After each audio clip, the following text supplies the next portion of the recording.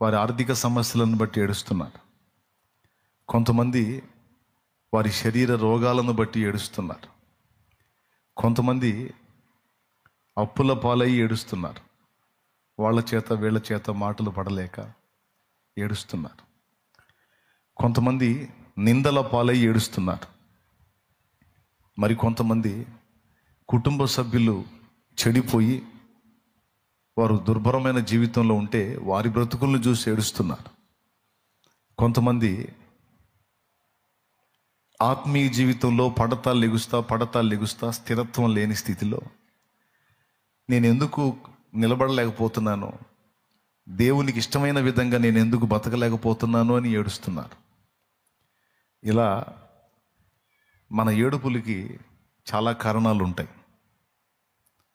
కొంతమంది పక్క వాళ్ళు సంతోషంగా ఉంటే చూసి ఏడుస్తూ ఉంటారు. నీ ఏడుపు ఎందుకురా అంటే వాడు సంతోషంగా ఉన్నాడని నేను ఏడుస్తున్నాను అనేది ఒక టైపు ఏడుపు, అది ఏడుపే. మరి కొంతమంది నేను తప్పు చేసి దొరికిపోయాను అని ఏడుస్తూ ఉంటారు. ఇలాగా ఏడుపుకు రకరకాల కారణాలు ఉన్నాయి. కొన్ని న్యాయమైన కారణాలు ఉన్నాయి, కొన్ని పిచ్చి కారణాలు ఉన్నాయి. కానీ మగ్దలేన మరియ ఏడుపుకి కారణం ఏమిటి అని ప్రభువు అడిగితే ఆమె ఇచ్చిన సమాధానం ఒకటే, నేను నా ప్రభువు కొరకు దుఃఖపడుతున్నాను. నా యేసయ్య శరీరాన్ని ఎవరో ఎత్తుకొని పోయారు, నాకు యేసు కావాలి, నేను యేసు కొరకు ఏడుస్తున్నాను అని ఆమె తన ఏడుపుకు కారణం చెప్పింది.